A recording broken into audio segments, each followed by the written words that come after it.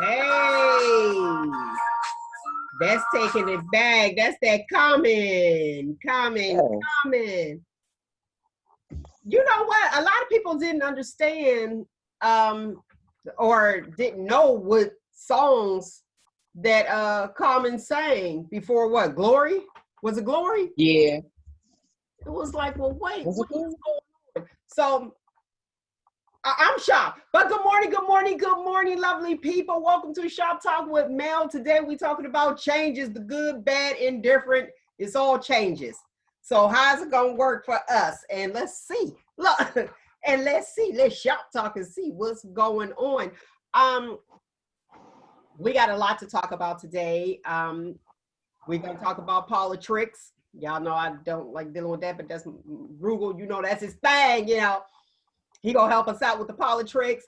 As far as like the early voting, we talked about the early voting before, and I knew about the early voting, but I didn't know that the voting day was like, even though you knew it was like the last day, but it was like, no, it was just voting day. That's what we all, the momentum was for the actual voting day. Remember that? What was it, like November? And he was like, that's the last day. I said, well, I like the hustle and bustle. I like the energy of it. And it was saying that October the 6th, I think, is like the first start of early voting. Oh, okay. Where was that? I want to get it done as soon as possible. You want to see? Yeah. Yeah. Okay. See you want to get it done as soon as possible. Okay. Wait. Okay. So we gonna talk about that. I also want to talk about and I know that we are listened or heard worldwide, but I gotta touch bases on this school board thing because I did know that a grade went out like a 3.2 out of 4 or something like that. So we'll talk about that. We'll talk about the hot topics. Unfortunately, the hot topics are just like the same. And since we've been sitting at home, we don't really have much to talk about, which is probably a good thing. We could just like help ourselves, if that makes sense, and take care of yourselves and look in the mirror and say, okay, this is what we need to do as far as like changes. I also want to talk about, you know, different people who have had the bariatric surgery. And Nick, you can share that. Last week we talked about scammers, and I want you to share your story about your scammers that happened, which was absolutely hilarious because you had time to play with them playing on the phone. Again. Yeah, so we gonna chop it up. We're gonna chop it up. But back with Carmen, like Glory. That's what song did you know from Carmen, or how did you know Carmen? I remember when he first came out. There's a lot of songs that I can't think of the name of it right now, but I know I used to hear him all the time.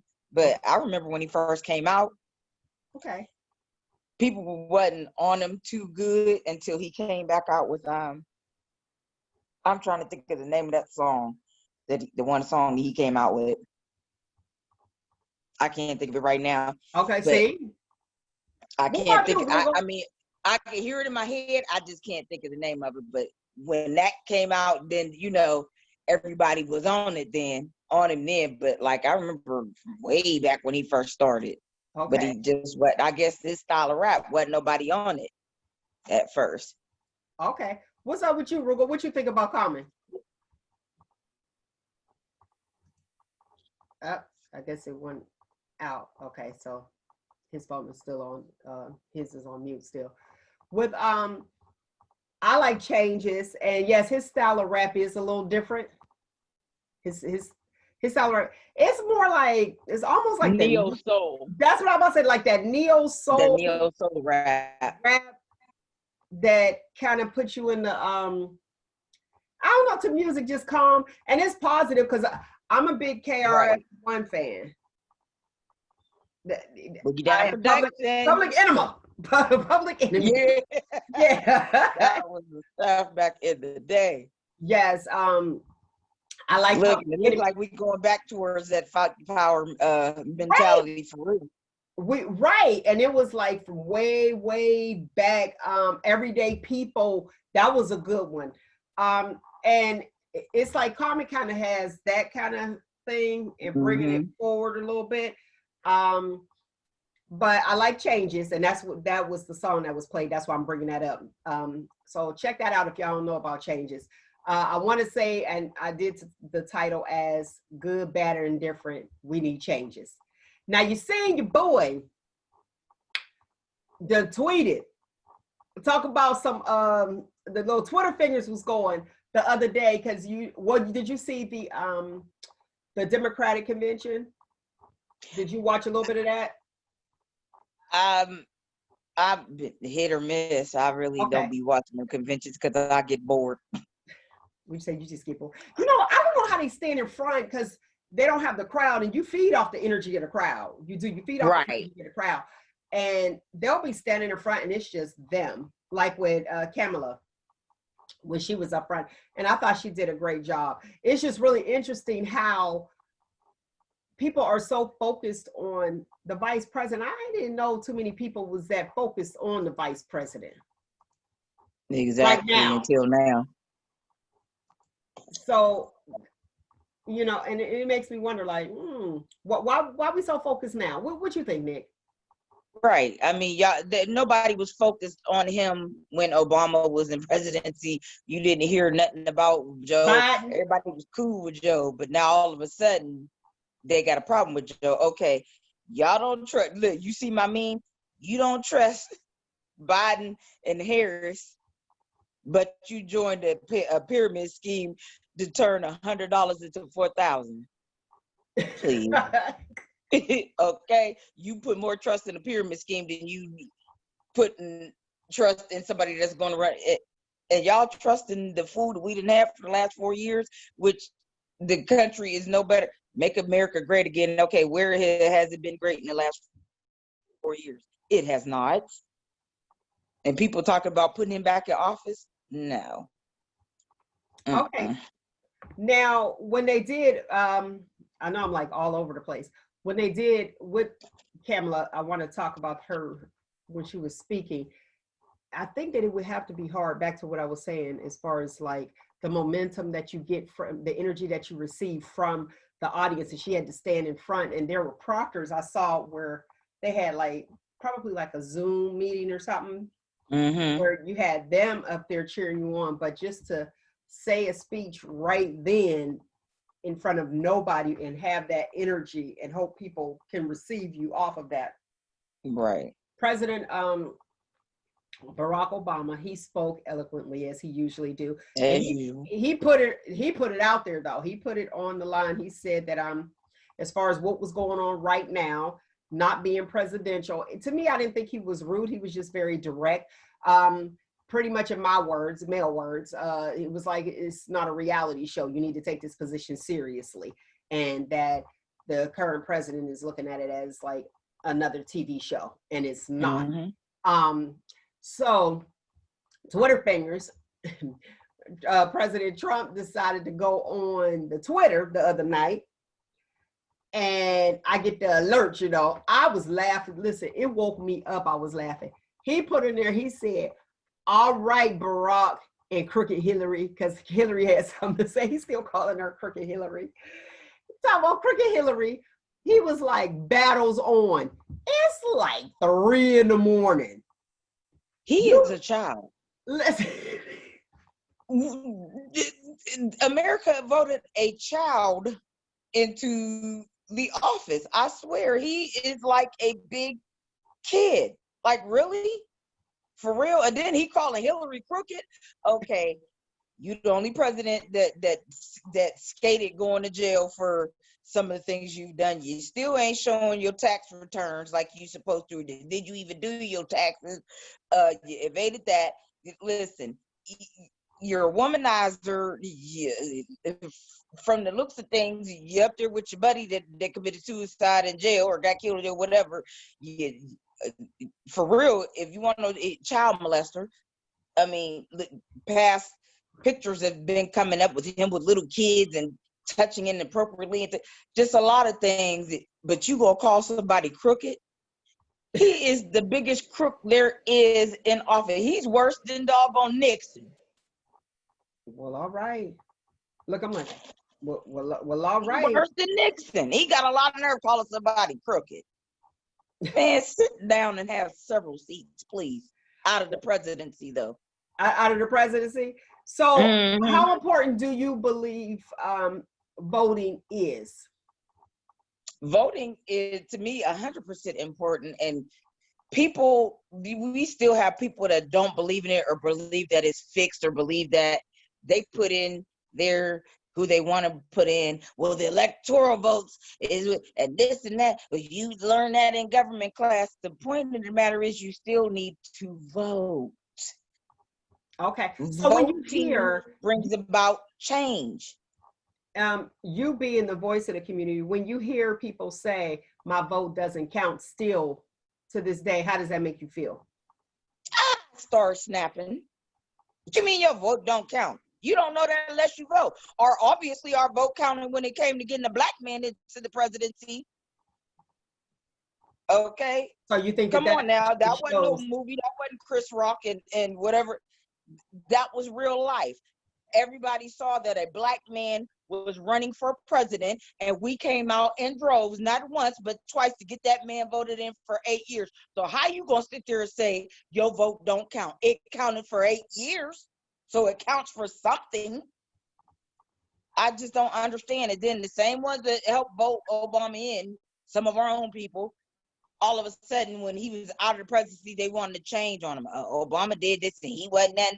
Man, shut up and sit down. Like I said, have several seats. I'll grab you some folding chairs. Just okay, like, whoo, child. Listen, so some of you have eaten. Listen, so you think that you are? Would it be safe to say that you are that person that says that President Barack is forever your president? Yes. I'm like, I forever be my president until we get a woman president in, a black woman president, or somebody that's going to be for the people. Okay, for the people. But yeah, but as far as forever my president, yes.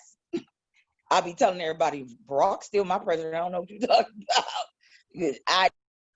I will not fix my lips to say President, whatever his name is now. I ain't even gonna give him the respect to call him 45. And that's it.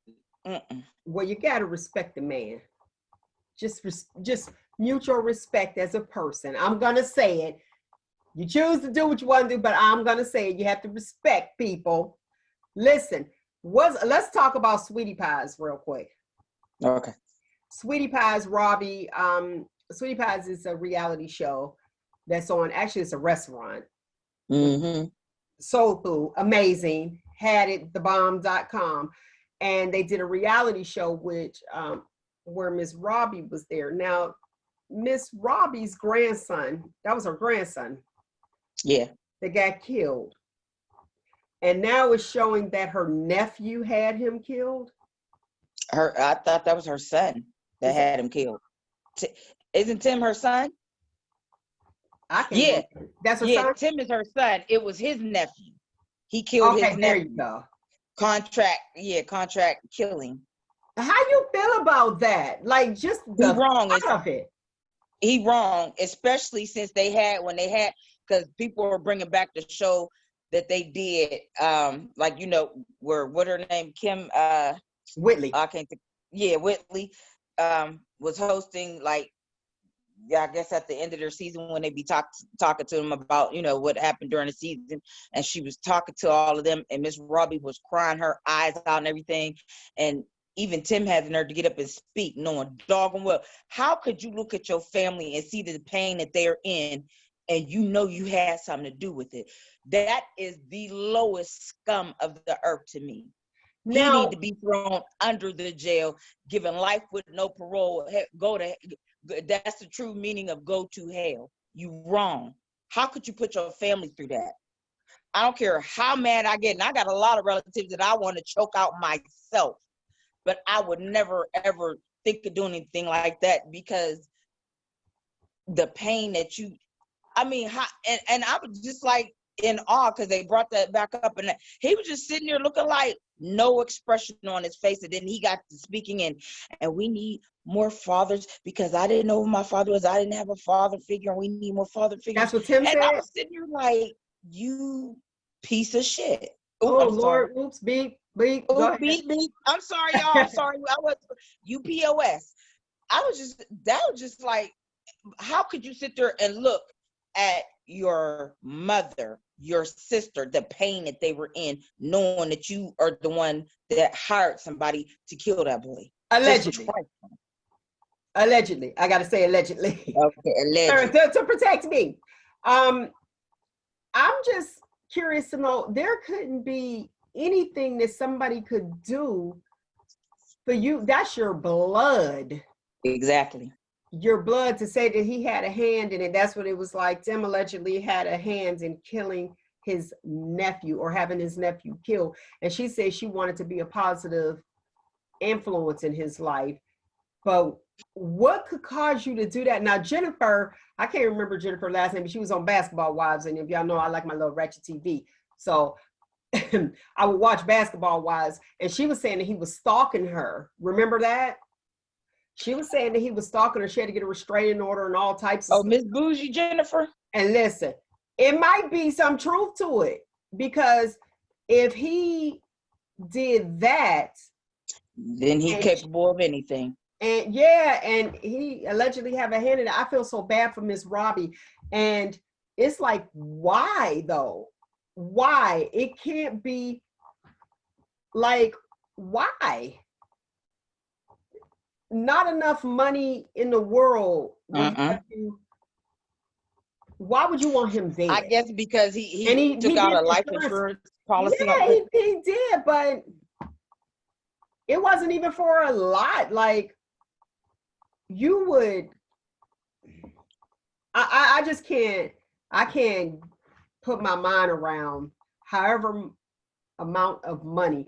And you are doing, I guess he had other businesses that he was doing too. And right. You put all of that on the line. Why is your nephew a threat? I think that's the main thing. Why is your nephew a threat? Is it because Miss Robbie was paying him more attention? What is it really about? Right. So, was it about the money? Was it jealousy? I mean, like I said, I got some relatives that I'd be wanting to choke out myself, but I would never, ever, ever think about, listen, I'll put my hands on them and smack them upside the head before I even think to even try to kill them, let alone hire somebody. Like, let me just choke you to sleep real quick. Just to sleep. I don't want to, just to sleep. You can wake up later. But to do that, I mean, really, if it comes to it, rent a boxing ring, get some boxing gloves and duke it out, something. But what I can't even fathom how you could do that. Somebody that you claim you love and you trying to be a positive role model for, but then you want to kill him. I can't even imagine. I can't. I have a niece now that's grown and, starting to smell herself, and I'm ready to choke her out. But I would never even, that just wouldn't even enter my mind. Like, I don't know where his mind is at. Not that I'm trying to go where his mind is, right? But even in these times, even it was back before, because it was during the show that happened. And I know you don't want that many ratings that you'll have somebody killed, you know what I mean, just to get ratings. Like, that's horrible. And I just think that at this time, people need to come together and not be so resentful. And this coming out at this time is just really, really sickening. Right, especially what we're going through now, because whether people want to believe it or not, we are actually going towards another race war, and that's crazy. So when people, we're trying to get Black Lives Matter out there and let people know, no, we're not a terrorist. Black Lives Matter is not a terrorist group. We're not about hate or anything. We're just trying to bring to the point where everybody talk about all lives matter. Yeah, all lives are supposed to matter, but not until Black Lives Matter, because we're part of all lives. And then you do that, now you see why a lot of people be like, well, we hollering about Black Lives Matter, but what about the black on black crime? You know, when is that gonna matter? That is right there an example of why why Black Lives Matter movement is getting the flack that it's getting. Something like that. Well, yeah, you'll focus on that. It happens. That's not it. Black Lives Matter is a movement. And yes, here's the thing. Hear me clear, if all lives really matter, there will be no need for Black Lives Matter. Exactly. And so that's my point. And it's like, oh yeah, we've been saying that. They're like, all lives matter. Yeah, but don't seem like ours do. So that's why. So again, if all lives truly matter, there will be no need for Black Lives Matter. Exactly. I saw, and with that situation, I do get annoyed when they're like, well, what about the black on black crime? We ain't worried about that. We talking about the social injustices that are happening to us. That's it. The Black Lives Matter, that's a movement. My thing is social injustice, equality for all.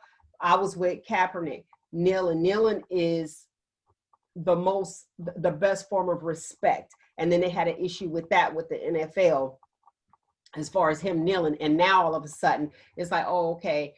Do I think that they owe Colin Kaepernick an apology? If you don't want to apologize, that's okay, because everybody has their, we're allowed to have our own choices. We're allowed to make our own decisions. Our opinion, everybody has their own opinion. Do what you feel. You shouldn't have to be swayed. If you don't agree with it, you don't have to agree with it. And I saw where President Trump, he still don't agree with it. And that's okay. Everybody is different. That was a peaceful protest. You didn't want that. Now you got all the extras that's coming out. You're like, whoa, wait a minute. Maybe we should have just went with this peaceful protest that he was trying to exhibit. Now, I saw on The View, they were talking about, Whoopi asked Sonny, do you think that they owe Colin Kaepernick an apology? And you say yes. What you say, Nick? Yeah, because okay. Now my thing is tried to ruin his football career and everything and behind give him his job. I mean, you kneel when you pray, right? Give him his job. That's the best form of respect. No, is when you kneel to kings, you kneel. That's the best form of respect. Exactly. They tried to make it into what they wanted, change the narrative, and that's what you do. You know, you tried to change the narrative, and that wasn't the case. And now you're saying, okay, now I see why, because so many people are joining in. Because before, when nobody was joining in, it was like, oh, okay, no, we're against it, we're against it, we're against it. But you're going with the masses. People, you got to make a decision for you. You have to make a decision for you and stand in what you believe in. Because what is it? If you don't stand for something, you'll fall for anything. And that's what's happening. Even like now with the presidency. I mean, you look and half the people voted for Harambe. Remember that? Yeah. That's what did it, though. It was a lot of people got the fool in the office that we got now. We got people doing dumb stuff. Look at you calling the man a fool. The people didn't vote because they didn't like either or. People didn't like Hillary and they didn't like him, so people didn't vote. People voted for Harambe, the 8. Remember, he just tried to say that baby. You remember that whole situation? They were like, oh, he was trying to kill her. He was protecting that baby. Like he was protecting the child, yeah. And that's what they do. But because if he was gonna kill that baby, he would have ripped him apart right then and there. Right. He and everybody started screaming. He moved baby over in safety. But people were voting for Harambe. So now people just have to get out and they have to vote. Now back to the Kamala Harris. There is different people that's talking about her as far as like when she was a prosecutor and all that other stuff. And then I can't remember the guy's name, and I know Roogle knows that. What was the guy's name? The one that got fired because he said Biden and Aunt Your Mama. He called her Aunt Your Mama. I can't think of his name offhand. Yeah, I think I can see his face. I just can't remember his name. And that was an issue. And now they're just so focused on her and how she was as a prosecutor. And a lot of, and I'm gonna say alleged, I got the air quotes. A lot of Black men said the air quotes, okay, that they knew if they were going in before her, that she was going to send them to jail. So she, I guess, allegedly has a reputation of sending Black men to jail as a Black woman. So a lot of Black people, Black men, said they're not voting for her. But she's the vice president. So again, just like we were talking when President Barack was in and Biden was his running mate, you barely heard about him. Why is it that we're so focused on her as his running mate than him as the president? Why do you think that is? Because she's number one, a woman, and number two, a Black woman. Period. Point blank. That's what it is. It don't got nothing to do with, well, if she get voted, she go and send Black men. Listen, Black men, if you don't want to get sent to jail, granted, we do have a lot of innocent ones being sent to jail and being sentenced to death for crimes that they have not committed. But I love my Black men, and I'm not trying to put them down, but there's a lot of them that you're thugs. You're going out there, you're doing stuff that you know is against the law, but then you want to cry when you get caught. And like, you know, talk about the system. The system is unjust. No, you unjust. You put yourself in that predicament. You got the same, some of them people, I ain't got the same opportunity. You a doggone lie. There's grants, there's loans, stay your butt in school, study, do. There's been people that come from all kinds of backgrounds and economic classes and everything else that have made it and made something of themselves. So please stop blaming that woman for putting y'all in jail, because if you did the crime, you need to do the time. And I don't care what color you are. You could be purple. I don't care. If you do the crime, you got to do the time, period. So stop blaming that woman. It don't got nothing to do with her. She's a vice president. We are fighting for the presidency, not the vice presidency. Don't focus on who the vice president is. You need to focus on the president and what they're going to do for the United States as a whole. And hopefully they stick to the promises that they say they're going to deliver. A lot of them have, some of them have, some of them haven't.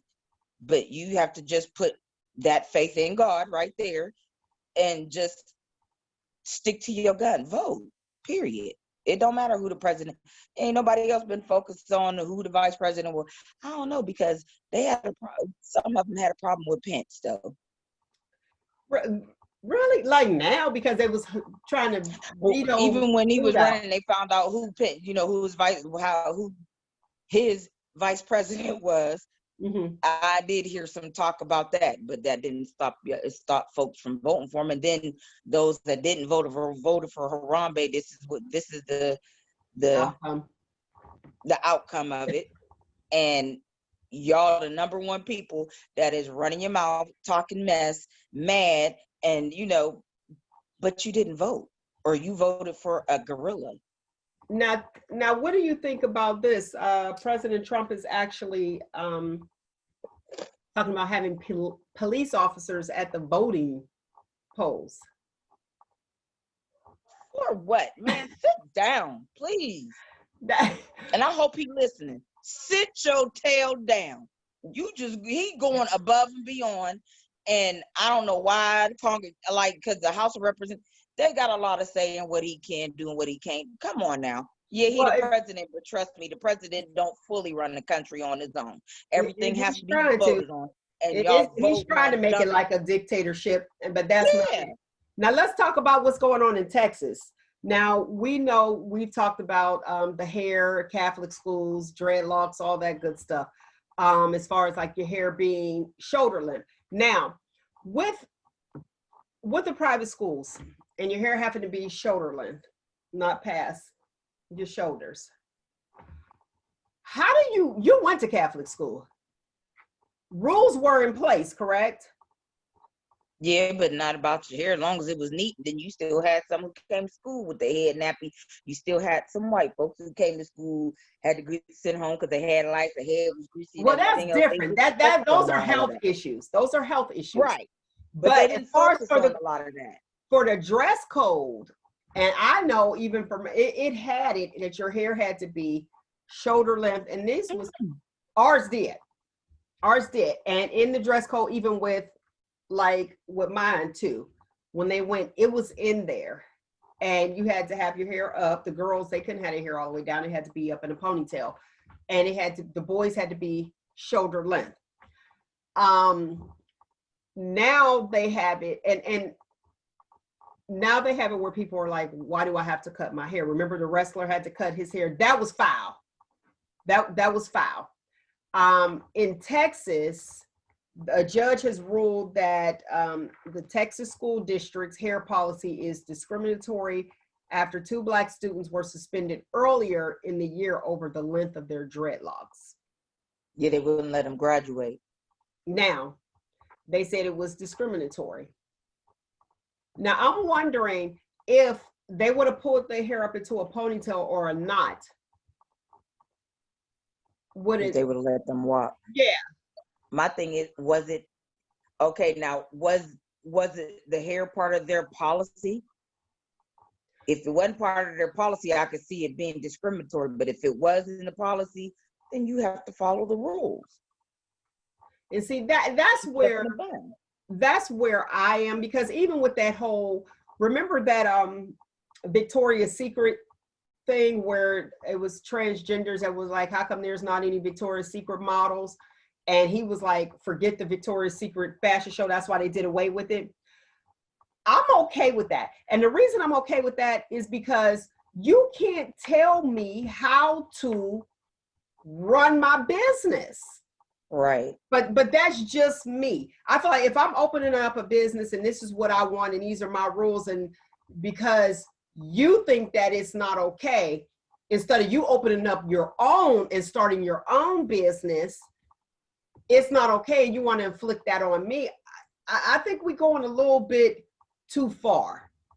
As far, right. And I don't want you guys to look and say, okay, well, Mel, you're talking about inequality and no, it's the rules of your business. Systemic injustices.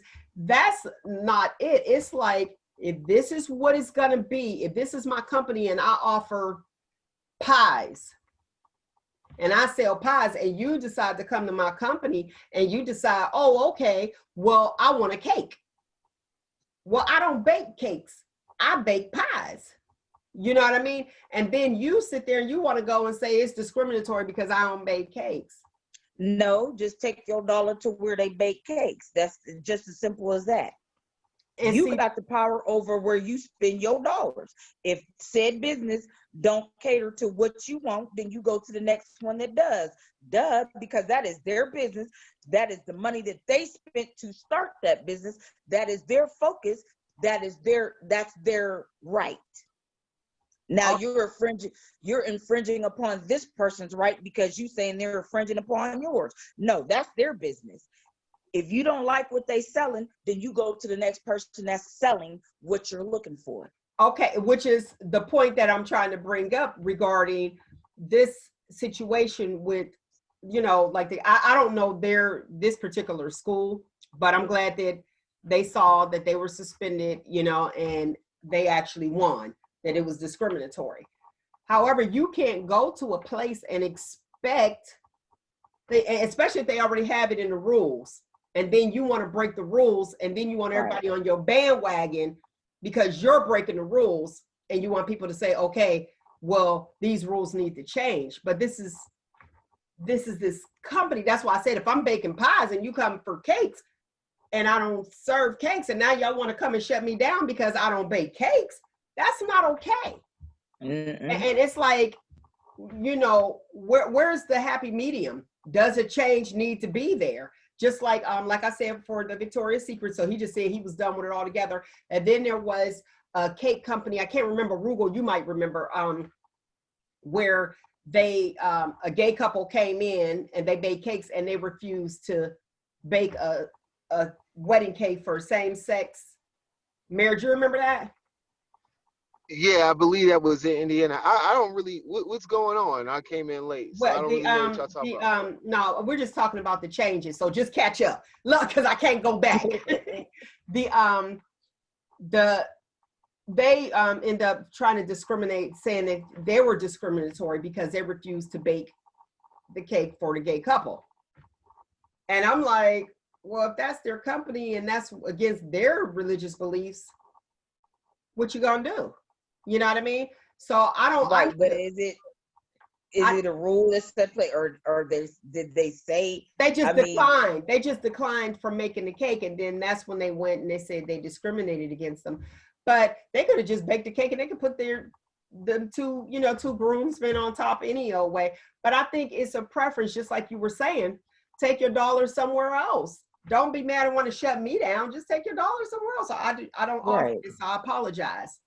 I don't know what you're talking about, but in that situation with the cake, I do not agree. Go ahead, tell me. Because I just kind of feel like because if I walk in the door, it's not like you have on here like, we don't serve you, we don't do this, we don't do that, and then I walk into the door and you reject me off of something that is like ridiculous to reject somebody off of. Like if I come in there, like, so what would be the difference if they gave a black person really bad service just because they were black? If these people are discriminating on people, I have no idea that I'm about to be rejected from buying a wedding cake at a place that specializes in wedding cakes. Like I just kind of feel like that's wrong on those people's part. I kind of feel like you're picking and choosing who you want to give services to. At the end of the day, you're baking a cake to give to somebody. You're not there to eat it. You're not invited to the party. What's the problem?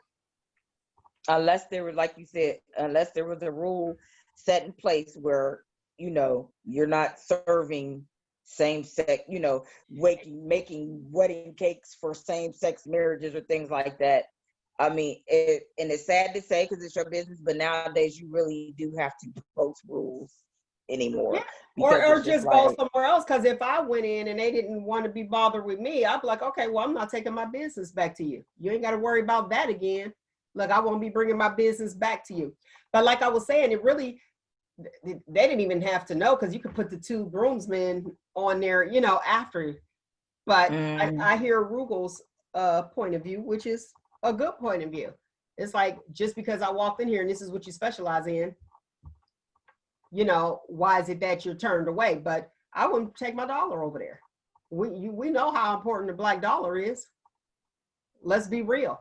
Well, I think we need to really know about how important the black dollar is. Go ahead.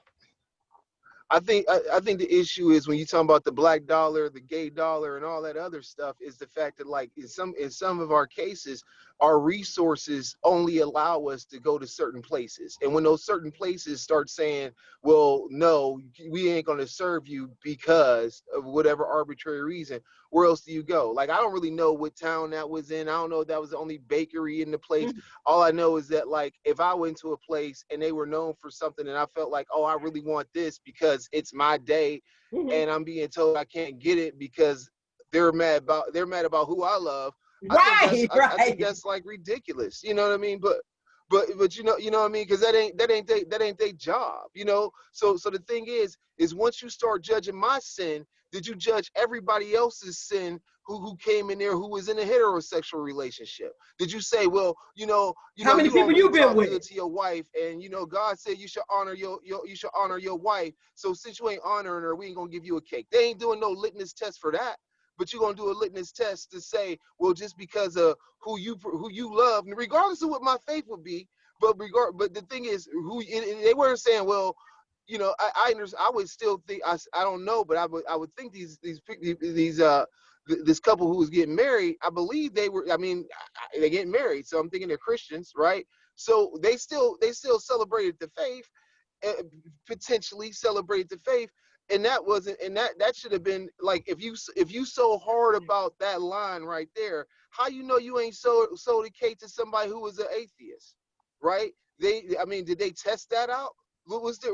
So I just kind of feel like when the issue is being discriminated upon in the moment, and that's what it is. Like, you shouldn't be rejected because of something somebody don't agree with. I can see if you came in there, because think about it like this: if I came in there with a shotgun, they'd probably call the police on me. But if it was somebody who looked different than I was, they'd probably think, oh, well, it's your right to bear arms, right?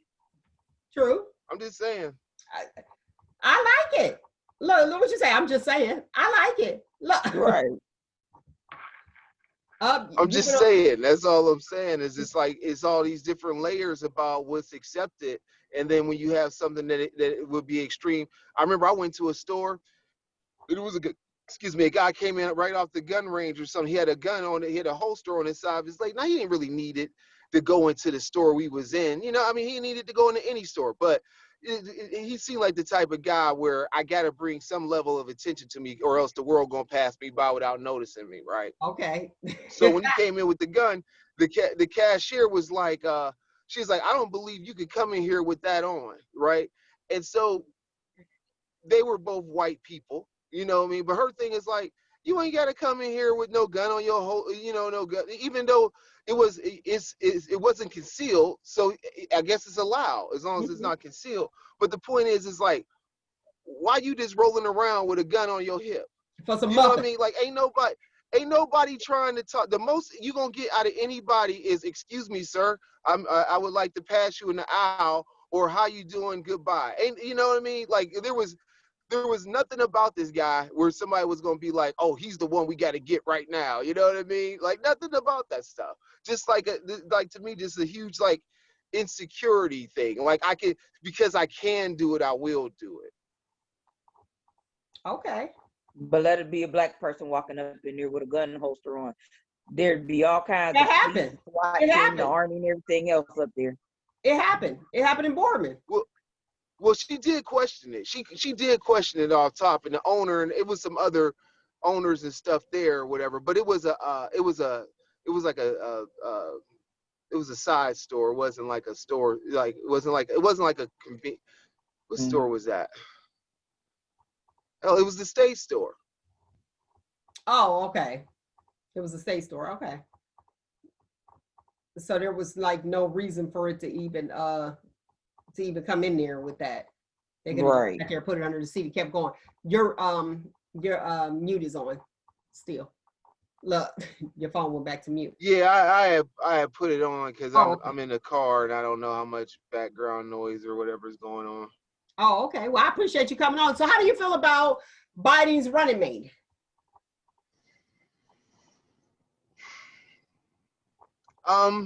He got my vote. She didn't necessarily sway him. Her being his, me to vote more for him. You know what I mean? I'll put it out there like that. I think like what she stated about how she was raised and all that kind of stuff. I thought was kind of cool. I thought she threw a little bit too much shade on her father, but during her speech, but that's her reality. You caught that? I don't know if y'all heard it or not, but I mean, obviously there was something like I'm a dad. I'm a dad, okay. Yeah, I was like, damn. I mean, cause she, was like, she put it out there like her mom raised him by herself and stuff like that. Okay, which was understood, but it was like, she kind of wanted to like, cause the impression I got was like, yeah, he just, from what she said, like he just completely walked away. Right. So as she uplifted her mom, she kind of like, dumped on her dad a little bit, but if he needed to be dumped on, he needed to be dumped on, you know what I mean? But it was just kind of like, I thought she pushed that whole mamala thing a little bit too hard. That sounded like something she made up and told him to call her. Because it got a little bit corn to it. Like, kids is usually a little bit more slicker than that. What? Her stepchildren? Yeah, that sounded like something she made up.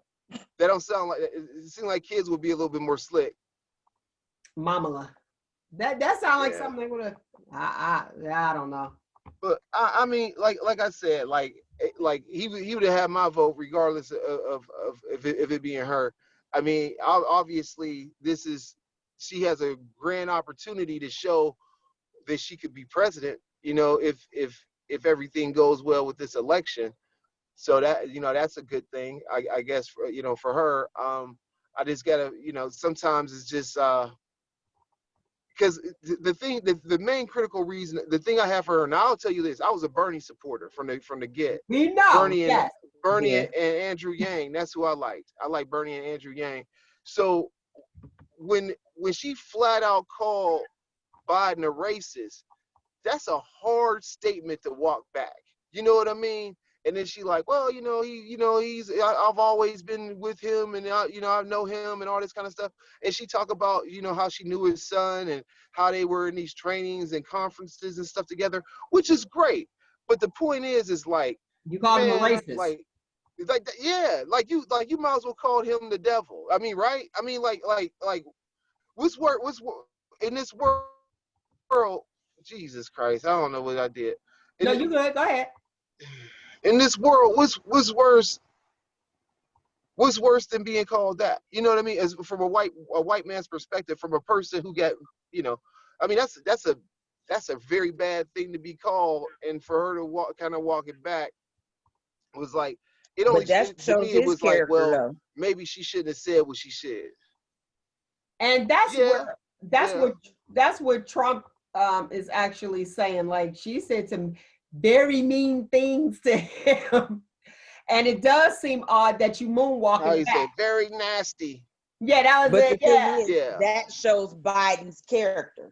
Even though she called him a racist and everything else, he still chose her to run with him, because he could have chosen anyone. He could have chosen anyone, but he chose her. So that kind of shows his character. Okay. And the other thing is on that as well. The other issue with that though is regardless of the fact of which he said, he was still whooping her ass in those polls when they was having the primaries in other states. You know what I mean? So and when I say whooping her ass, overwhelmingly getting black support, even though she said what she said. So like, I ain't gonna say that he was bulletproof for it, but I think like the Americans who was out supporting him from the beginning felt like they knew what they was getting when they went and voted for him. I was like, I was going for him because he was with Obama. I was like, oh, okay, he got to be a good one. But if it was between Bernie, if Bernie would have went all the way, and Biden, I was gonna go for Bernie. I think a lot of people were. Bernie's. That was Bernie. Yeah, I think a lot of people were going with Bernie. If he would have stayed with it, I think he would have actually won for the Democrats to run. You don't think so? I mean, it's hard to say, especially like with this whole pandemic thing happening and everything like that. Like, if those weren't elements in play, maybe it would have been a little bit different. Maybe it'd have been like coming down there. But one thing about it though that I think that we benefited from was, like, last time there was this big dissension. Like, people were like, I'm protest voting because Bernie got played and all that stuff. I don't, whatever. And with the whole COVID thing, the race is kind of being like, I don't want to say it was not being, I don't want to say ineffective because it's people's votes or whatever, but it just felt like there's more unity than there would have been had the whole thing played out to the convention. You know what I mean? So, I think with the whole COVID thing, it may have did more to really surround us and have us listen to what was really going on in Washington, D.C., versus if there wasn't one and you just had two candidates going head to head every night trying to win a state here and a state there. So I think there was some benefit to that process not playing out the way that it regularly would have. We'll see in November anyway. Right. What's your thoughts on Trump wanting the police at the polls? I think Trump is the polls already have a way of policing themselves. They have judges there. They have I forgot what they call that official or whatever, but there's an official there that'll come out, tell you that you too close to the things when you're passing out stuff. Like, they already have a way of governing themselves. Like, to me, like, you talking about having police there, that's just another issue of intimidation, because you might have somebody who might be like, hey, I'm on paper, but I want to hurry up and go vote real quick. And they see the police like, nah, I ain't going to try. You know what I mean? And that's probably like a bad That's example. A good point. That's a valid point. But it is an intimidation factor more than it's a factor it does nothing to secure the vote. It does not, is this all you doing is wasting more money? You know, you making a Gestapo state or whatever. You're not, it doesn't, like, it's not going to impact what happens at the poll. Now, the thing is, you know, the way his people be out here wilding out and they got that QAnon and all that other crazy stuff going on, you might need some police protection, man, because some of these dudes is like off the chain. Okay. The radical ones. But I ain't saying that it should be, I'm not saying it should be because of what he's not doing it because of that. He's doing it to try to make people not want to vote. Because what are these police have no authority in that. They have no authority in that. So what's the point of having them there? I was wondering what your take was on that. Now, they're starting early voting on October the 6th. I brought that, it is October 6th, right? Am I right? Yeah, I think October the 6th. I think so. Yeah, that sound about right. I saw where, on the news, where one of the ladies at the Board of Elections was saying that it'll be a lot easier to start with the early voting. Now, President Trump says that it will be inaccurate. What's your thoughts on that, as far as like the early voting? The early voting has always played a strong role in the elections, because I mean, think about like this early voting, absentee vote, like an absentee ballot is pretty much an early vote, and when you think about it, and it's by mail. It will be accurate. He's trying to make up lies and stuff. If it was so much corruption in how the election worked, how the hell did he get elected? Think about it like this. If it's so much corruption in how the election works, how did he get elected? Go ahead. Actually, in his case, it was a lot of corruption going on. That's how he got in there. But all of I'm saying with the actual ballots, Like if the system was so corrupt, like then you haven't done anything to change that system. And the thing is, if that's the case, then he should probably be like, well, maybe I was illegally voted in. You know what I mean? Maybe my votes were fraudulent. It's always the other side's votes he wants to make fraudulent and not his own. You know what I mean? Now, I just think it's ridiculous. Now, this is my thoughts, and I'm just going to put it out there. Before, it was the churches need to close. Oh, the schools need to close because of the COVID-19. No, we don't need to open the schools, blah, blah, blah, blah. Got it. These are just my thoughts, okay? He's like, oh, the churches need to be open. Oh, the schools need to be open. Those are where most of your voting polls, that's where you go, to the schools and to the churches, okay? And it's electronic. Can't nobody hack into a computer or hack into a system when you do early voting or absentee voting. You can't go in. So I'm with you, Nick. These are just my thoughts. My thoughts is not the thoughts of everybody else on Shop Talk with Mel, but these are just my thoughts. Why is it that you want the electronic voting? Why is it that you don't want, what is shutting down post offices and everything else? Why don't you want us to mail things in? What's really going on? So was it really, did somebody hack into the system? Go ahead. Well, it's not the machines that they vote. They're not like that system isn't going to be tampered with. The problem is if we have the ability to vote in person, right? And so that's been very questionable. The issue though is that the other way to ensure that you can vote would be by mail, absentee ballot, early voting, or whatever, however you want to do that. And they're trying to stop the system that delivers it there. So when they talked about in the post office, they got rid of the high-speed sorting things, right? So think about this. I asked somebody, I was like, what level of innovation? In any usually when you have innovation, you have advancements in technology. It usually does what? Replace people from work, right? Mm-hmm. So why would you have high-speed sorters and say we're getting rid of these high-speed sorters just because? What you going to? You gonna have people sorted now? You gonna have people sort over 400 million pieces of mail that goes to the U.S. Post Office daily? They used to.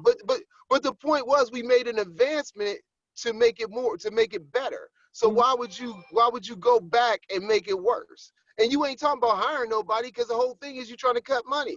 So what is you really trying to do? You're trying to keep the mail there. It'll be sitting there. So the people that vote won't be there. And I don't care what you said about the thing. I hear what you're saying, that the computer won't be messed with, but computers, anybody can hack all into them doggone computer systems. I don't trust them. I don't think they're 100%. I'm not saying don't vote. I'm not saying I will definitely go and vote. And I pray that things work out right and that you can hack them. Go ahead. But what the thing is, though, I don't believe that those systems are hooked up to like an internet service. So you can't hack into nothing unless you do like a hardwire hack, you know, and how many different. So what I do know about those machines is usually the data is stored on a cartridge. Okay. So you vote, there's a paper thing too that swoons in there while you do your vote too. So that's at least in Ohio how it's made up. Okay. You know, so is this more or less a digital process versus like a hardwired connection to the internet? And you know what I mean? Okay. Because at the end of the night, they got to take that stuff down to the Board of Elections, and then the Board of Elections does the process to tabulate it. So at least in Ohio, it's not like a wired system that I don't believe it is, from what I know of it. Okay. Because there are some states too, like in Ohio, you have to have your driver's license. Some states you don't. Yeah, well, the thing is that like this was another thing that came up. There's a guy in Oklahoma saying, well, there would be fraud, this and that. And he was like, well, because he used the example, what if you had somebody who had multiple ballots mailed to them at one location, right? And some of those people didn't live there anymore or not. Well, the issue is that you still have to sign it. And then they look at your signature to tell you if it's good or not. And believe me, I know they look. I do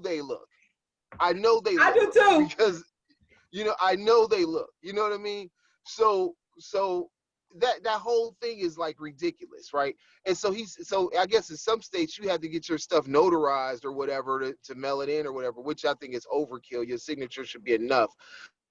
When we look at these rules and how they're trying to put it back, it's like these what they call the voting poll taxes, like that kind of stuff they used to have black people do back in the day. And they're having to try to do it now because the the governments don't want to pay for the postage, even though some of them are. Ohio is talking about doing that, and I know Pennsylvania is. There's a lot of just this whole like Jim Crow era stuff they're trying to roll back on us. You know what I mean? And then that's what it is. It's like now you gotta have this, you gotta have that. Even the whole thing with the whole airplane thing. Like now you gotta have a special license in October. You have to have a special license to get on the plane, or you have to have a passport. Well, you know, but that was in effect a while ago, though. We had to do that. I did that a while ago. Yeah, but to get into government offices. Yeah, the point I'm saying though is like, why? You got my license. That is like what more does it do? What next step does it do? Because if I'm trying to do something bad, I'm going to get past that little part of it. You know, and the only thing it really did was make it difficult for married women who had a name change to get a license with it. For me, it would have been no problem. Oh, I got to go in here to give you an extra thing, right? Like a birth certificate when I wouldn't regularly have to do that, or something, you know, something else, you know. But it just made more of a problem for people who had name changes versus like really bringing another level of security to it that I could see. You need your birth certificate. You need your marriage license and divorce decrees. No matter how many times you need all of them. If you didn't have about 3 or 4 name changes, they want all 3 or 4 name changes.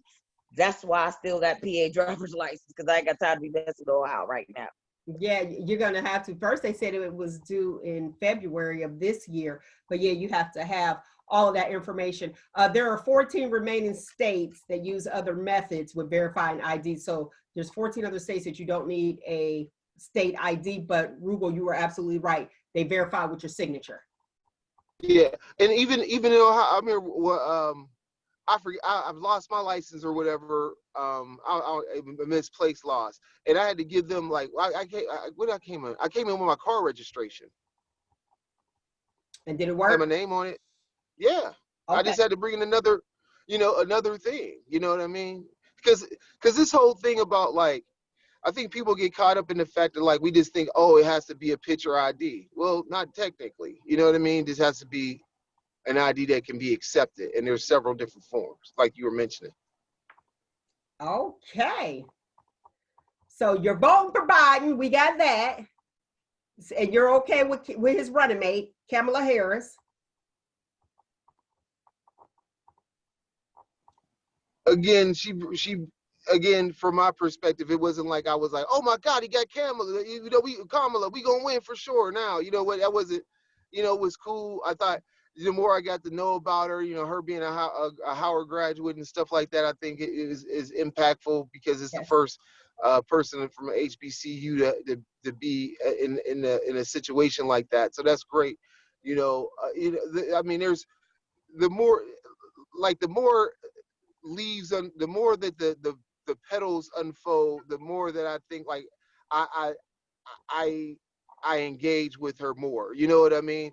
But Okay. from the beginning, like I told you, I was Andrew Yang and Bernie all the way. So.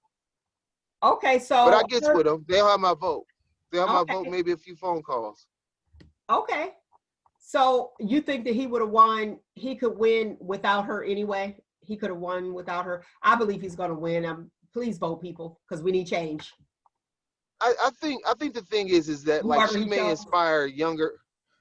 inspire more people of color to come out and vote. Like she might inspire like people from the Middle East to come out and vote because I forgot what country her mom was from.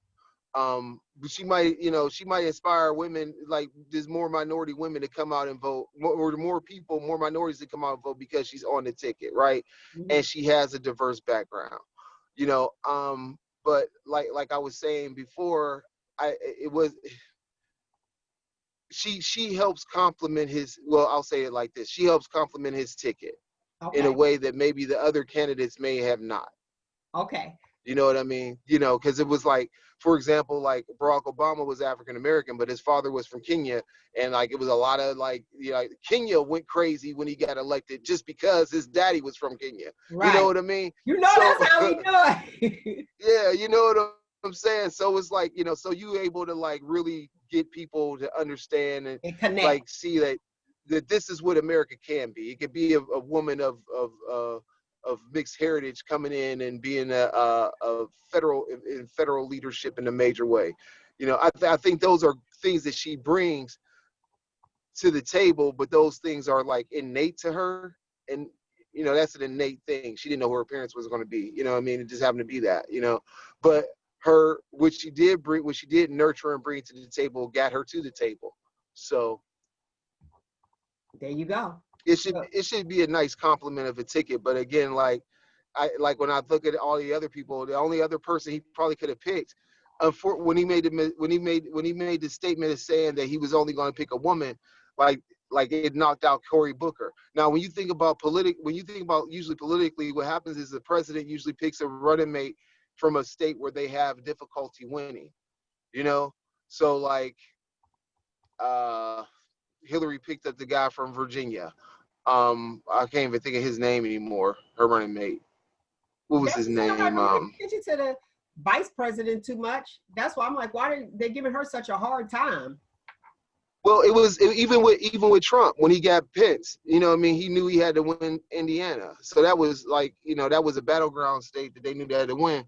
So that is strategic sometimes. So her being from California doesn't help him geographically. It helps him demographically, not geographically, but demographically, because of who she is. She can get minority support everywhere. You know what I mean? Well, she should be able to anyway. Okay. But her policies and stuff, I think, are policies that we want to see in the future, as far as like more job creation, especially more job creation tied to green environments and that sort of thing, and new technology. So we know that what Biden has always stood about was always training the American worker, and that's one thing that Trump has failed to do. He's only given tax breaks to rich folks, talking about a trickle down has never happened. So they are, you know, I feel more confident in their economic plan to like make more clean energy, do more green projects, and get people employed in what the future will be, instead of like having like this this stronghold in the past, when those are things that aren't going to really push us to be the powerhouse we need to be. Yeah, that was my next question, was what changes do you expect to see? But you already didn't answer that. Look, you already answered that question. Hopefully they do something about these student loans. Hopefully they do something about this healthcare. Healthcare is is probably my biggest thing right now, because it's been handled so badly, and the Affordable Health Care Act, or Obamacare as some call it, it's in real jeopardy under Trump. And Trump said, oh, everybody's going to have insurance. It's going to be the best insurance and you'll love it. It's going to be the best. And we ain't got nothing.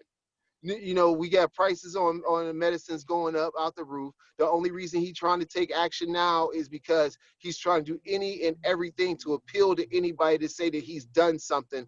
But when you look at the first 4 years of that crap, you're like, well, what did you do? Now you want to push everything in the back end because you're trying to get elected. Stuff that if you get elected, you'll say, oh, I'll keep this in place. Well, the thing is you should be keeping it in place because it's the best thing for America, not because it's tied to your reelection, right? So don't be giving me open promises that you can't keep. You know what I mean? You know, I'm gonna love you tomorrow if you love me today. Get out, you know what I mean? Don't be treating me like, what's that dude from Popeye? Listen, he never had America's best interest. He never. All it was just another title for him to see if he can. If I run, let me win. That's all this was to him. This was a game to him. This wasn't anything that I don't believe he took this serious for one moment. This was another conquest for that fool. That's all. That man, he didn't have America's interest. He don't care. I don't believe he cared. He never did. This was just a game to him to see if he can win. So what changes do you think would occur if he was to remain in office, Nick? What changes would occur if he remained in office? Mm-hmm. We might go back to slavery. Okay. What's your thoughts on that, Roogle? Oh, he on freeze? Yeah, he frozen.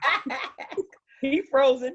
He frozen. All right. Well, we'll wait till he unfreeze a little bit. We were talking about healthcare. He's talking about the Affordable Health Care Act, which most call it the Obamacare. You know, the Obamacare. What changes did you make for the better for yourself, as far as like with healthcare, and how do you think that it affected you? You understand? With my healthcare, because of me being a severe diabetic. Okay. I end up having, all of my doctors, my endocrinologist, my regular PC, they were all, even my rheumatologist, they were all in agreement with when I wanted to do bariatric surgery. So that helped me out tremendously as far as healthcare, and it lowered, like all the medicines that I had to take was cut by more than like 75%. Okay, so you were overweight and you were a candidate for the bariatric surgery? Yes. So explain to me and the listening audience, the bariatric surgery, which one is, what is that? What did they do? Bariatric surgery is when they do surgery, like weight loss surgery, dealing with your stomach. You have the lap band, where it's like a little band that they... Tell me about yours, the bariatric. Mine, I had well, I won't say it's the most invasive because to me the sleeve is the most invasive because they cut half your stomach. I had the gastric, the one where they sew the portion of your stomach and they reroute your intestine to the top portion of your stomach. Okay, so how large was your stomach after they did the surgery? No bigger than my thumb. Okay, so I still have the bottom portion of my stomach, but nothing goes in there. My intestines were rerouted to the top portion. And so I did, and you do lose weight a lot quicker with that one than you do the other ones. I think with the lap band, that's the slowest weight loss.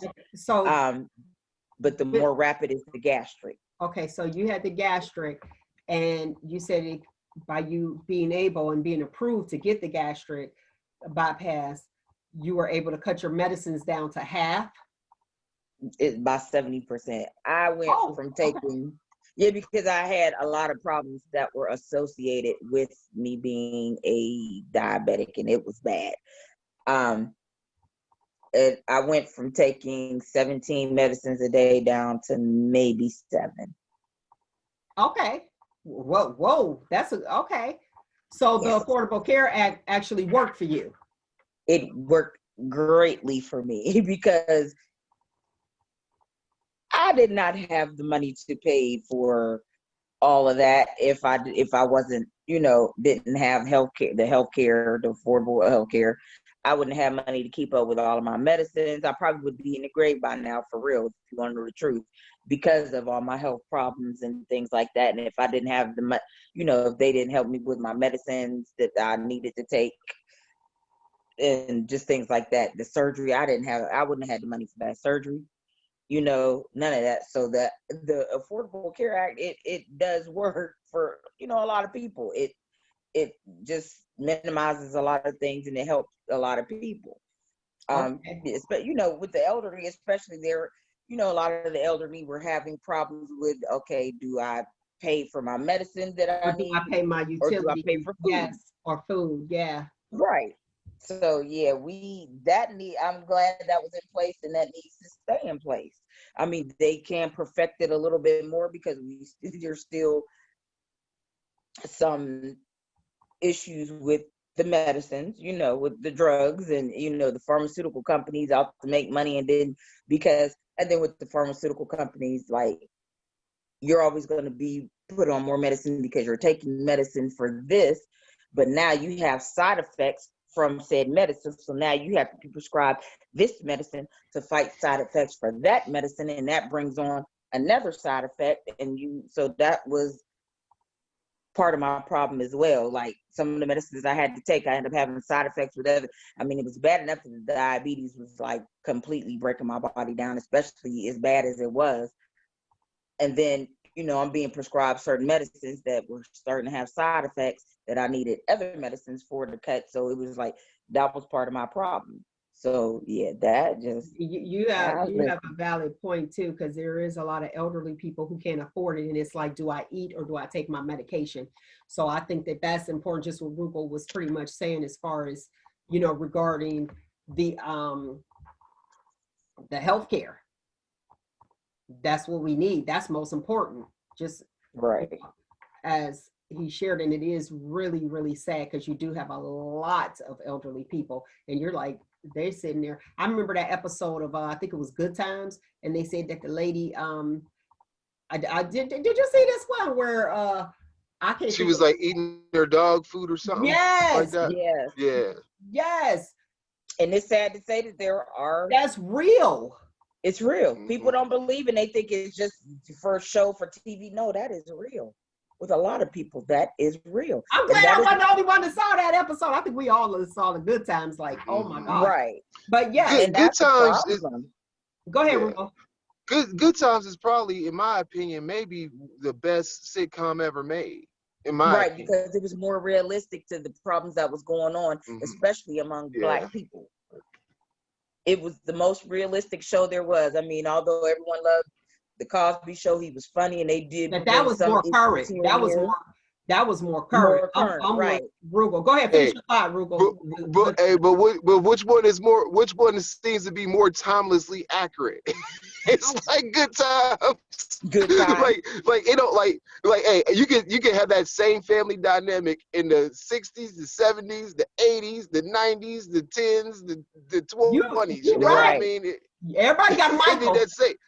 That same scenario is still going on. Like right. and it's at the same damn rate, at the same damn time. Isn't that terrible? Keep your head above water. Damn. Hey, right. And keeping your head above water, making a way when you can. Right. Temporary layoffs. Standing in a fella. And they're still doing that. Temporary, permanent. Right. We still. You know what I mean? So I'm with you on that. But look, unanimously, we agree. Good Times is the one. That's it's kind of sad though. And it's sad to say, I don't think that they made that show to bring to the forefront. I think they more or less were just trying to, I don't know if they was just trying to make fun of Black people or just like, it was the way it was life. It wasn't even making fun. The way some people were still living. Go ahead. It was more of a reality. No, it wasn't. Go ahead, Roogle. It wasn't a parody though. It wasn't a parody. It was real. It was some It was some serious storytelling. You know, especially when you think about like the dreams potentially deferred of young children. It's like, hey, I want to go and do these things. Like Michael wanted to be president of the United States, he said, and Thelma wanted to be a dancer, and JJ wanted to be an artist, and all that kind of stuff. And it's them having to deal with the perils of the day, like, well, how do I help my family out and get this job? Right. You know, how do I like stay out of the way of corrupt individuals who want to like use me and abuse me for whatever thing, and just stay streetwise to like, hey, it's bad elements out here, but I know that I can do something more than that. It's extreme. Like you could do a class on Good Times. You know what I mean? A course study on just that show itself. You know, just because of how it just dealt with the dynamics, like the parents with the less education, realizing that's keeping them out of the workforce. Because it's an episode where she's trying to get her GED or something like that. And at first there's some tension between her and James about her getting it and everything like that, or doing the work. And I never knew if that episode ended with her getting it or not. I can't remember. And it's always been the issue with him and work. Yeah, I can't remember like that. The black man struggle with trying to get work. All the time. And you're right, that show is still relevant today. That show is still relevant today. And you know somebody that actually went through, even like with Penny and Walona, you had that neighbor and you'd be like, okay, you know what I mean? Mm-hmm. So it's still relevant. That was a good one. That was a very good one. And the thing is that James died. He finally got that break, that good job that he had been working for so long, and died before he got a chance to work it and move his family into better. That's a reality that a lot all of the time. It's always something. It's always something. Roogle, what's happening in the movie world? Well, we still right now we're in a situation where everything is still on wait and see. We do have a movie. I believe it was supposed to open this weekend. It was a Russell Crowe movie where he plays a person that's upset. Unhinged, yeah. Okay, and they were talking about having that be the first release in the theaters. It looks like a pretty good premise. People might want to see it or whatever. To me, I'm not. Like if it was out, if everything was normal, it would probably be the last thing that I went and saw. You know what I mean? Granted, I haven't seen a lot of publicity about it. Just only the hype is really tied around it being the first movie that will be released in the theaters. But again, I don't know who's going. So the only good news for Russell Crowe is that if one ticket is bought, he'll be leading the box office. other than that, like I don't really see, like I don't really know if that's gonna be the draw to get people off the couch off the couch watching streaming services versus being in the theater. But this will be that test to see what happens. And what we have to realize though too is that in parts of this country and in the world, the coronavirus isn't doing what it's doing here. It's been under control for the most part, and those countries are getting back to a level of normal that we, if things persist, we'll never see it again. You know what I mean? I mean, unless we just say we just gonna do herd immunities and whoever die. That's gonna be the only way, because it's like right now you got more and more people getting it. You got college campuses that were opened up that are now closing back down. You know, a lot of those different things. And so is the thing you have to ask yourself, is the recreation of going to see a movie, no matter how popular, worth being in that environment? That's what I was gonna ask. Are you going to sit in the theater soon? No, not for that. Now I'll tell you this. I will tell you this though, and I feel ashamed to say it. But had this been 2019 and it been that Endgame, that Marvel Endgame, that Avengers Endgame, I might have been up in there. You know, I have been there with you. I ain't gonna even lie about that. I might have been up in there.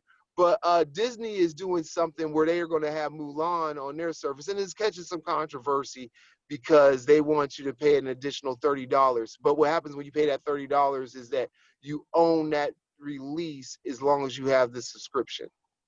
So I think that's their way of trying to have. So if you don't have cable no more, you don't own it no more. So you still got to pay another bill. No, Disney Plus is a streaming service. So with Disney Plus, you can not have cable at all as long as you have an internet connection and you have a TV that can support that app. You're fine, you know. And so that's what's going on now, is that like I see like a lot of people that are making decisions based off of like what they watch and make those decisions versus like just having a whole bunch of this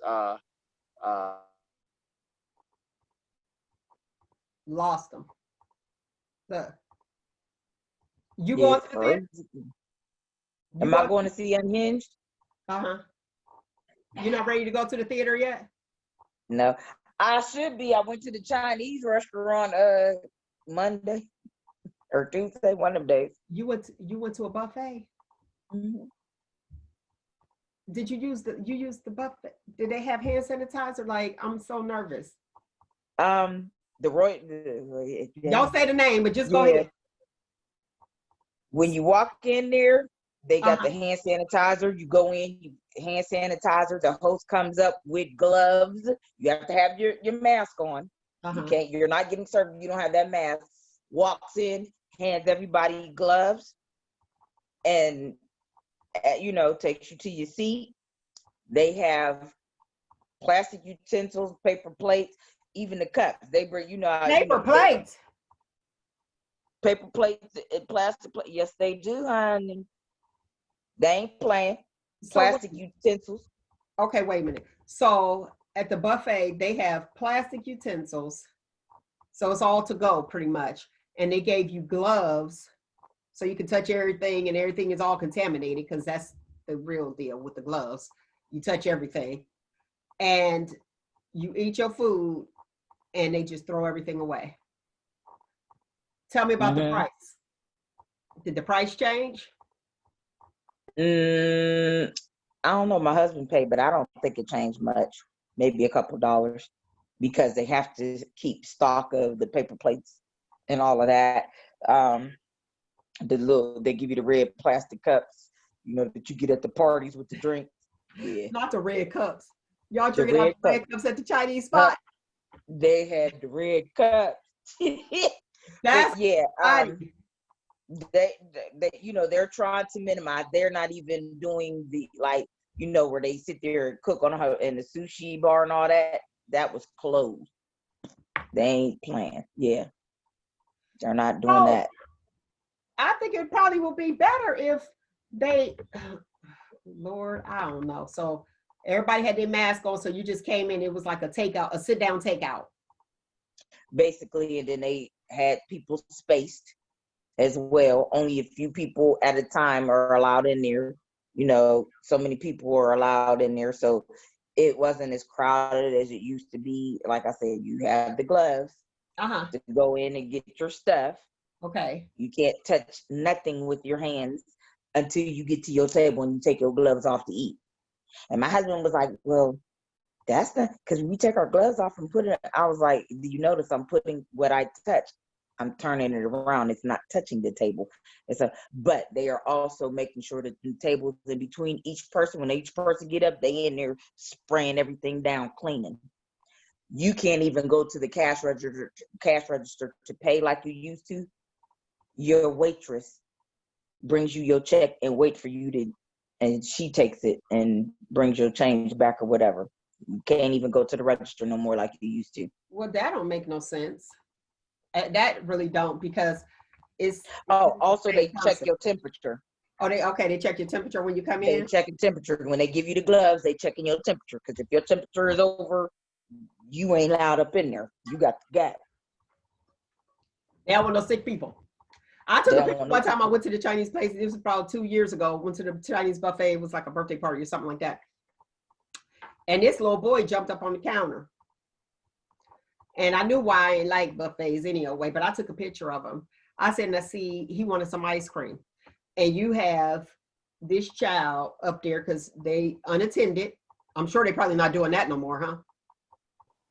No, you better be with your kids. And he jumped up there. He was sitting up on the, trying to get the ice cream out. But now they have it where you have to be with your child, huh?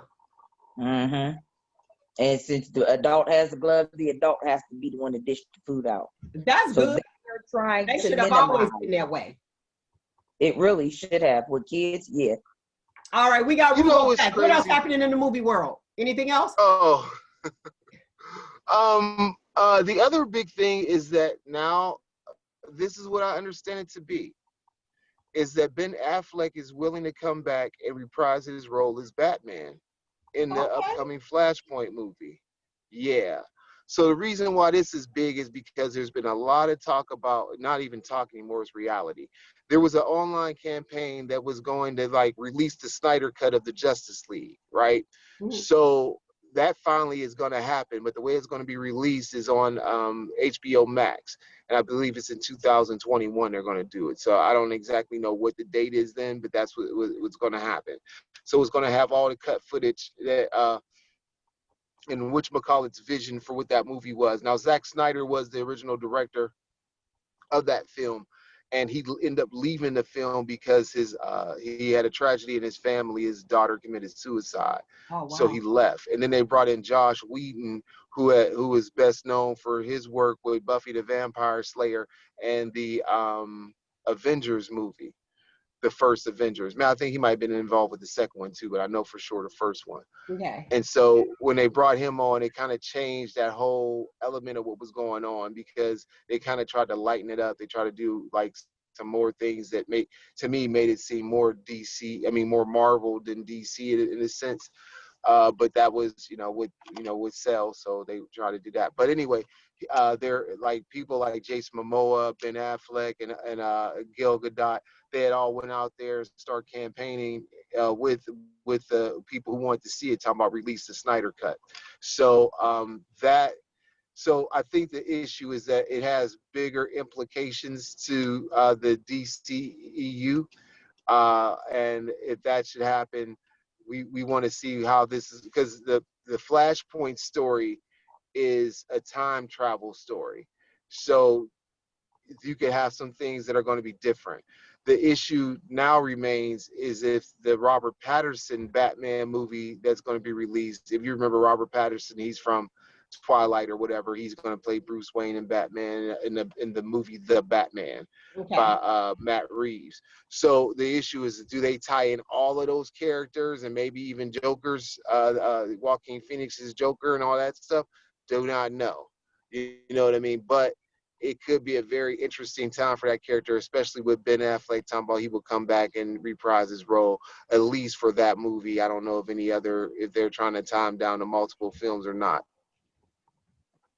So that's the okay. for us Batman people.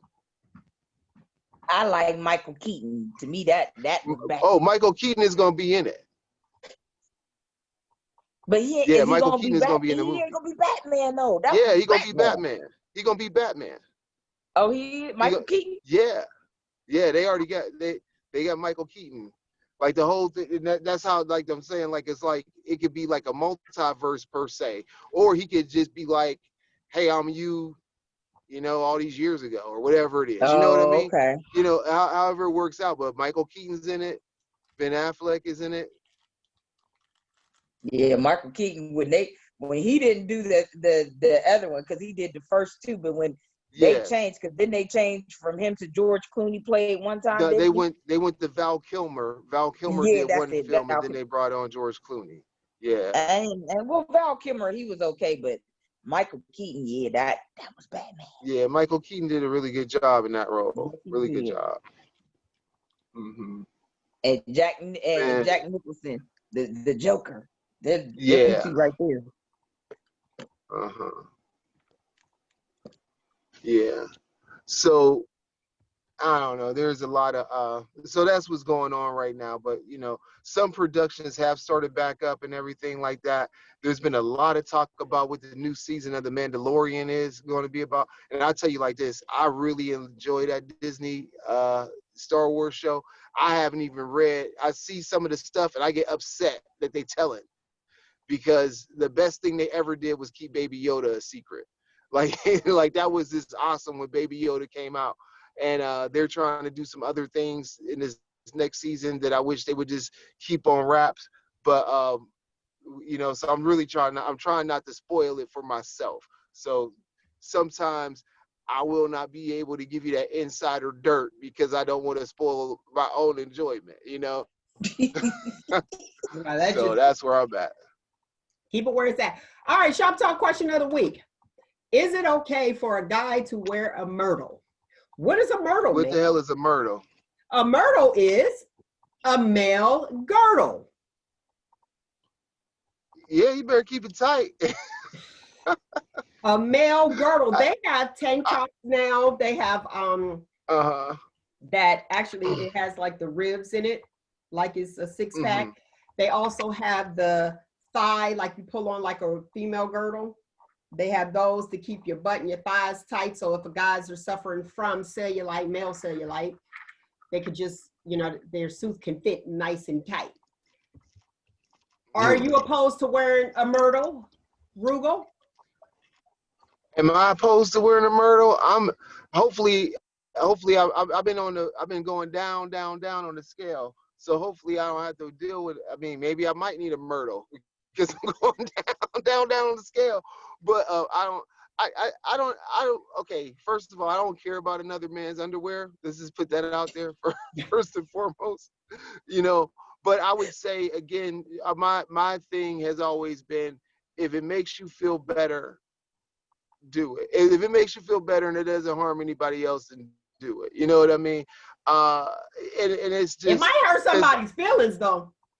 It might hurt somebody's feelings, but you know, hey, when everybody, hey, what they say, so you're trying to give, hold on, you're trying to give no meaning to what's done in the dark will come to the light. Is yes, that what that's exactly what's happening. Well, hey, that could be on both sides. That could be on both sides, right? I mean, come on, like you go out to the club, you come home, and then everything get to unsnappling. You're falling on out. You'll be like, what happened? She was tight up here looking like soft serve.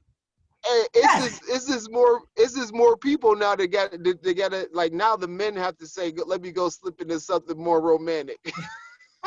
Look, you know, go around looking like Eddie version of Dr. Doolittle when he bust out to the top. Or what was it? Buddy Love and Mr. Clark. Yeah. Yeah. So all it is just more options. That's all. I mean, like, but the thing is that, like, you know, you might have a person where like they, I mean, if it, I don't see a problem with it.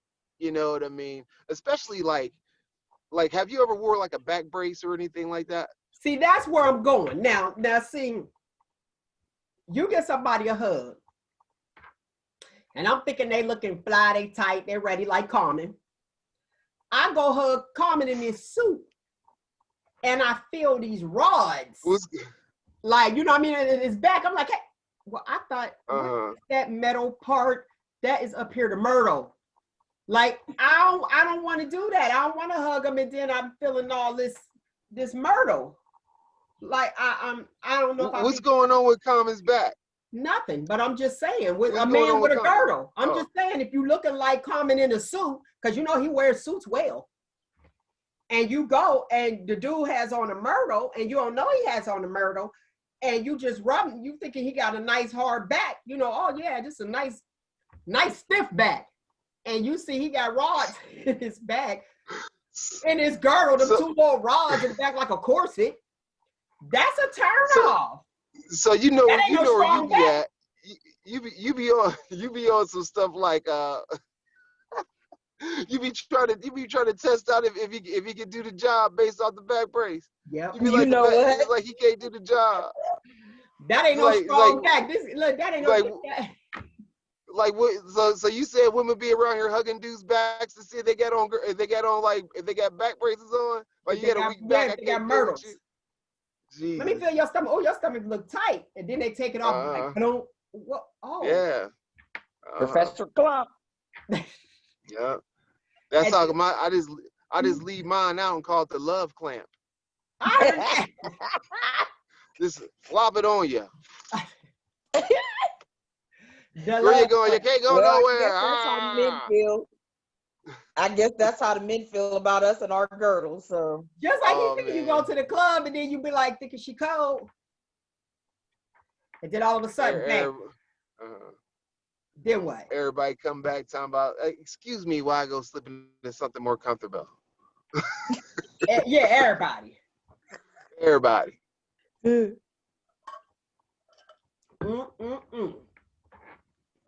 All right, lovely people. Nick, tell us, what happened with the scammers? You know, last week you talked about the scammers. Yeah, well, I got a call again this week, and they left a message, or no, it wasn't a message. It was one of them calling me about the IT global service that I supposedly ordered, about me canceling. It's a different cancellation thing. So they want you to call the number that just called you. So I was like, I got time to play. Let me call this number. So I called, and it just so happened to be the same man that I had talked to the week before, but it was a different scam. So I was like, so he's asking her, I was like, well, you called me, and so I'm calling back. What is this about? What did I supposedly order that you trying to cancel, that you telling me that you getting ready to take $379 out of my bank account or my plastic card? Didn't even say debit card or credit card, plastic card. That's what the recording said. That's why. And then it was a mechanical, like the robot voice. That's how you know it was a scam when they called you. So I called back. I called and put it this way. Listen, I went up one side, down the other side. I told him God don't like ugly and God watching him. I told him he need to get a job and stop scamming people. I said, I want to talk to your supervisor, because after I'm done telling you off, I'm going to tell them off. I was like, karma go get you. And then we started talking, so he put me on hold. He came back and, hi, my name is Dave. Can I help you? I'm Dave. Well, how you put me on hold? I didn't put you on hold, man. Mom was like, well, let's get back to this. How am I calling to cancel something that I never ordered? You did too order it, man. No, I didn't. You're not going to sit there and tell me I ordered something that I didn't order and that I got to cancel something. And so, like, we're going back and forth. It went to the point where I started harassing that man so bad, he hung up. Every time he hung up on me, I called back. Well, after about the 5th time of calling him back on my one line, he sent me the voicemail. Okay, so I said what I had to say on voicemail. I was like, man, I thought we was vibing, and now you hanging up on me, sending me to the voicemail. So I called him on my other line. I called him so much on that line, he sent that one to the voicemail. So I'm going back and forth leaving voicemails, and then all of a sudden, you know that new app that they got for people now, for the scammers, that what is it, Roogle Nyk? It's an English guy talking, hello. Yes, what is this about? I called that man so much that he sent both lines to Roogle Nyk, and then when I called from my house phone that they didn't even have the number from, I got Roogle Nyk again. So how I called? Listen, how a scammer gets scammed? I called that scammer so much I got blocked by the scammers, y'all. Now, Nick harassed the scammers. I harassed the scammers. But I did leave on a voicemail. I said, now you see how I feel to be scammed. I was like, I bet you won't call my number no more with no mess. And then I still kept calling them until he put Roogle in. Robocalls.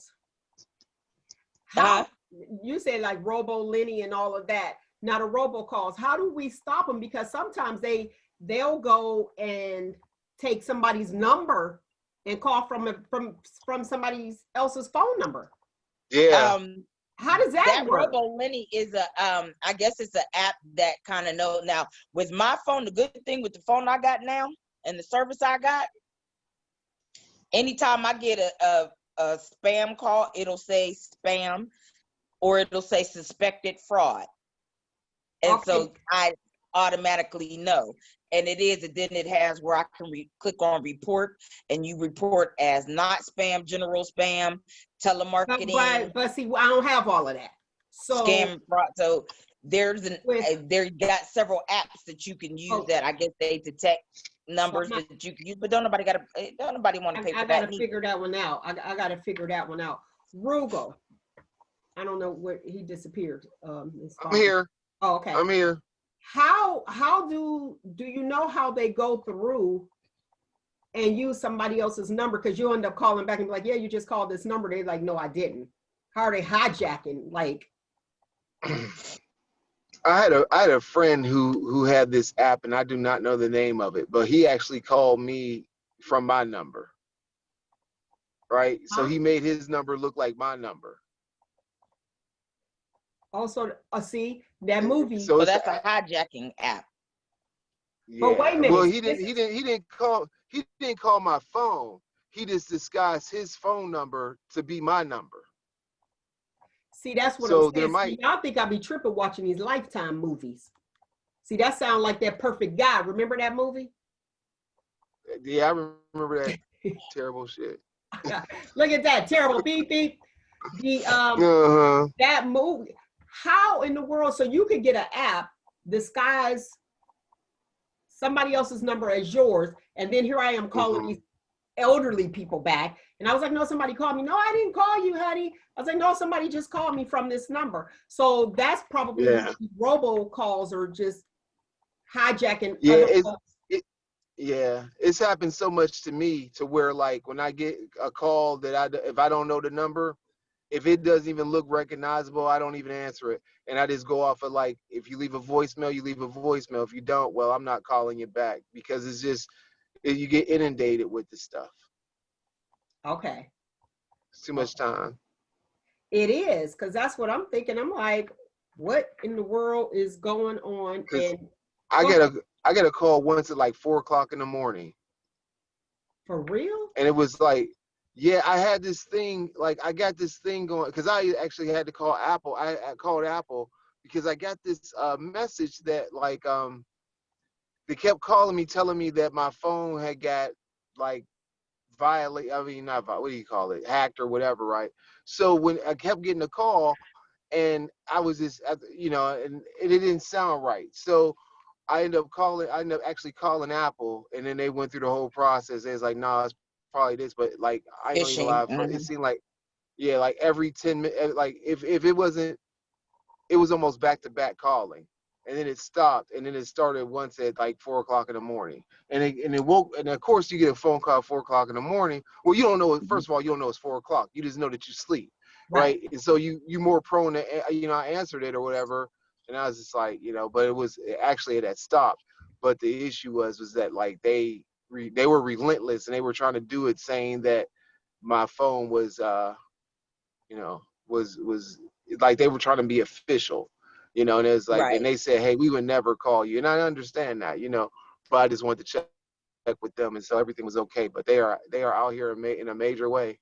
It must be some money. You don't know how many calls I took. But wait, go ahead, Roogle. It's like, I was just saying it what must are they, but be for some money in it because what? it's a.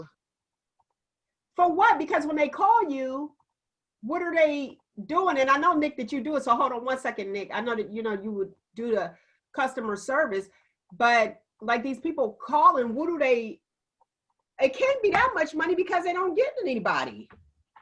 Well, they gotta be getting somebody. They got they gotta be What's the getting purpose? somebody. Go ahead, Nick.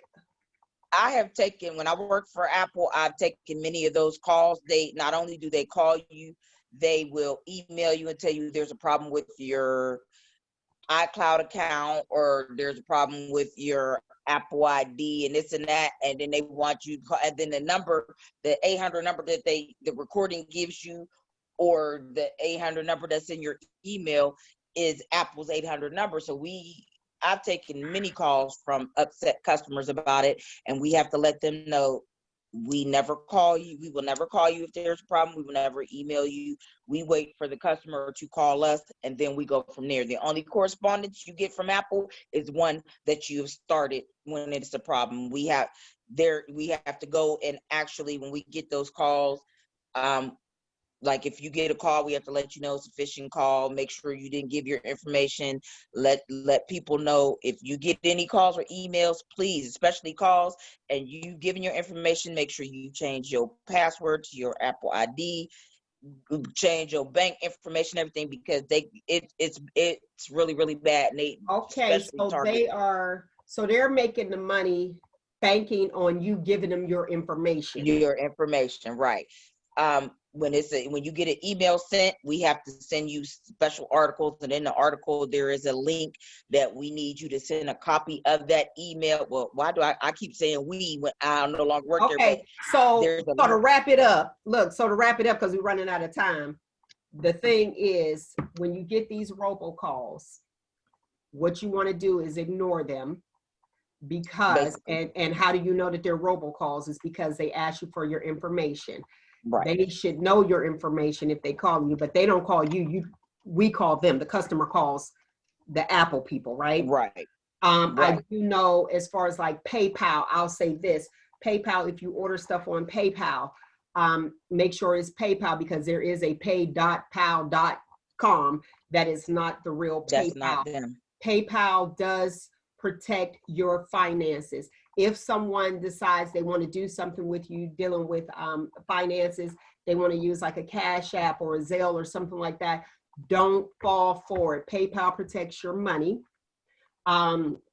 If you order some things, just as Nick, we were discussing prior to the show, order something and it takes a long time, you could call PayPal. They'll give them a certain amount of time. It's like here, and PayPal will refund you your money. Social Security, Roogle, what was it that is it that they don't call you? IRS. The IRS won't call you. Social Security won't call you. Okay, wait a minute. They won't call you. Go ahead, Roogle. Social Security, IRS, government won't call you. And they calling you, it might be the FBI might call you. they might run up in your shit, you know. No, y'all about to have me off the air with all this cursing like that. I'm just saying, they might run up in your. So yes, the if it's the government, anybody that is about business, I would say your Social Security, they're not going to call you. They're not going to ask you for your Social Security number. They're not going to ask you for your private information. Usually people call and they say, in order to discuss this account, we need A, B, C, and D. Well, no, you called me. So you call the company, student loans, all that. Don't give out your information. I can't say that enough, especially with this whole, since we're dealing with the COVID-19, and y'all know I'm Zooming it, trying to do it because we're social distancing for the listening audience. So that's the discrepancies that you probably will hear. You'll hear us on the air going back and forth.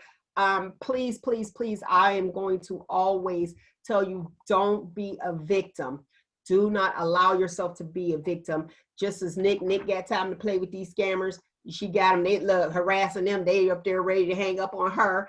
You got Ruggles letting you know, like the IRS, any government office, they are not going to ask you. They're not going to call you, you call them. They're not going to ask you your personal information. I'm going to tell you if you're looking for a place to stay or whatever it is. You know, they have so many ways to cut through here. That's why I'd be like, I don't know, y'all hacking into the computer system. I feel like they have so many ways to go in and intercept. And then you shared with the phone numbers that there's an app that they intercept the phone number, can call from your number. I believe that's what Roogle was saying, where it looked like that. And that happened when, you know, I was sitting there looking at places, calling places. Then I got this foreigner talking about something, send me the deposit and then I'll send you the keys. No, that's not okay. And then they say Cash App and Zelle, you don't have PayPal? That's just really odd. Watch the jargon, people. Please watch the jargon. If it's about business, nobody is going to text talk. If they're emailing you, they'll make sure that it is professional. In everything you do, just watch and do not give your personal information. If you are looking for a place to stay, they have those applications, those application fees. They probably have, let me show this, let me have like 100 people or 50 people fill out an application fee at $25. They're making a killing, but guess what? They have all of your information now to use it the way that they want to. We are going, you already know, they've been saying it forever, going to computers. We're doing the show on the computer. So I'm grateful for that. Yay, yay, yay. Shout out to all the podcasters out there. And it's easy to go in and hack. So I will continue to tell you over and over and over again, please protect yourself. Watch what you put on your computer. Don't give people your IP address. Nick, I think you dealt with that we were talking about that last week and you were saying, don't do it. When they ask, are you at your computer? Don't be at your computer because they can hack into your computer. All right, lovely people, let's do today's footnote is, they always say time changes things, but you actually have to change them yourself. You have to want to do it. Okay, lovely people? That is my time. I thoroughly enjoyed you as I do each and every Saturday. Thanks for joining me in the Shop Talk with Mel. My girl, Nick, the voice of the people. Roogle, the movie guy. We keeping it coming, trying to get things together and do what it is that we have to do to keep you entertained. Find you, embrace you, most importantly, always, always love you. Until next week, people, Shop Talk. Shop Talk. I was on mute and everything. Shop in the talk. One day. I'm telling you, we'll get it.